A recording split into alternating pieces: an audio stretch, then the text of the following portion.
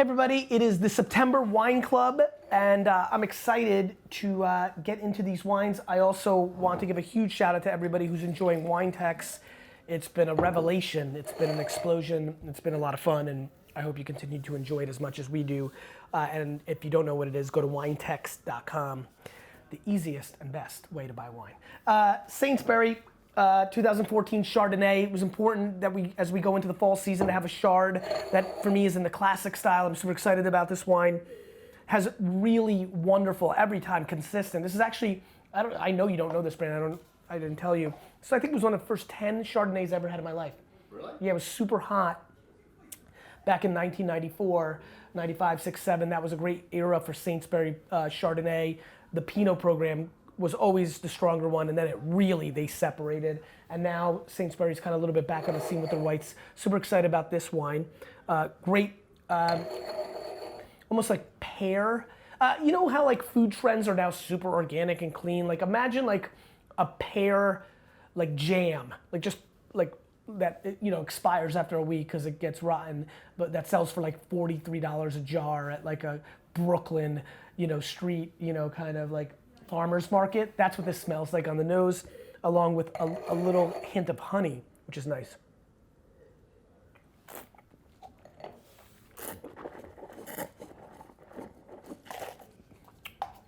First vintage of Sainsbury, 1981. And so you're looking at a winery that has done an incredible job over the last almost 40 years in being a real player in the game, and they continue to be a marvel. 91 points, Wine Enthusiast. $25 suggested retail, probably can find it 15 or so, probably about 100 on a wine list. A really good Chardonnay with great acidity and structure on the back end, and really would pair tremendously well with Dover Sole or Bronzino, fishes of that nature that are quite popular in today's day, and I'm excited for you guys to try it. Really nice Chard, really excited about it. Vino Vecchia, 2000 and, thank you Brandon, 2015, 100% Sangiovese, $60 SRP, suggested retail price if you're trying to figure out what that means. 93 points Suckling, and 95 points Wine Enthusiast. This producer, Zanza, has been a wine that we've been carrying different wines from for the last 20 years. Does Winebo still sell it? No, now they're back and forth. Got it. So Originally, yes. Yes, I'm aware. Yep. Showing my old school New Jersey wholesale retail skills. Been a big fan of this wine, and this is really the oomph wine from them. Great nose. For me, Sanjo can go very classic or can go very New World. This skews a little more New World. So on the nose, this appeases the Cabernet, Colt kind of drinker with really beautiful chocolate. Really, really nice black puree on the nose. On the palate,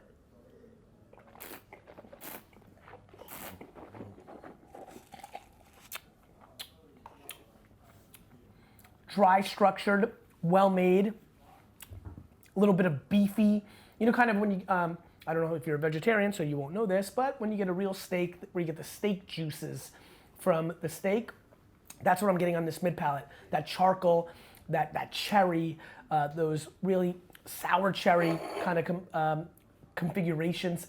Beautiful, beautiful finish too. As I'm talking, I'm still tasting the wine. Really long finish, well structured. This wine will drink tremendously well right now if you decant it for this. These haven't been open that long, have they? Yeah, I can feel it, the tannins. To me, this is like a 4, 5, 6 hour decanter wine. Pour in a decanter, let it breathe 4, 5, 6 hours. You could open it like this and just leave it on your counter when you go out to work, and then come back at night, 10 hours later and drink. I think it needs to open up a little bit, or you can put this in your cellar for the next 12 to 15 years, and I think you'll see an incredible wine over that time. So that might be the way you want to go with it. Moving on, Aristo, which I freaked for in a prior vintage maybe a year ago, right?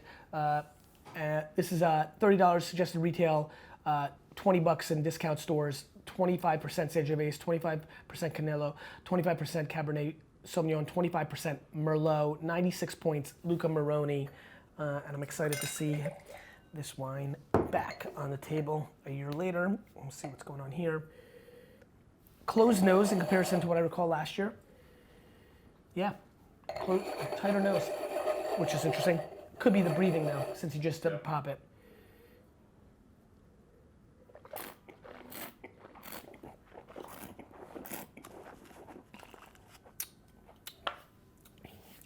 Elegant structure, really silky. What I loved about this wine last time, and this is definitely more closed than the prior vintage when I tasted it in the way that I tasted it. Maybe last year's was opened for 10 hours before I got to the room to film. But what is absolutely very clear is the blackberry is jammy. The chocolate, if you ever had a Charleston Chew chocolate, it's the chocolate and chocolate, not the chocolate and vanilla. I get a little bit of that. And the reason I use that candy as the reference point is I taste a dustiness, which I love. If you've ever dropped a fruit in dirt where the dirt was dry, so you get the chalky dirt, not like the muddy, you see what I'm saying, Jason? Mm-hmm. Like chalk. Like remember when you would hit in the erasers and it would make a cloud and you get that chalkiness. There's a chalky component here. Chocolate milk powder or cocoa powder, right? It's that chalkiness, it's that dust, and that's what I get in this wine, which is beautiful. Beautifully elegant, strawberry on the finish, even though it's black currant on the front. So it goes from dark fruit to red fruit as I taste through it. And a beautiful wine. It would pair tremendously well with veal, wild boar, shish kebabs, and many other things. So I hope you enjoy these wines. We really wanted these two kind of Italian superstars for this fall weather. This is where you start getting into beef stew. This is when you start getting into, it's starting to get a little cooler. This is as we transition, even though I'm a big advocate of rosé wine in September and October, no question, this is when people start doubling down on reds and on medium to full body reds instead of the super heavy stuff that we'll throw at you later in the year. And so I hope you enjoy it. Take care.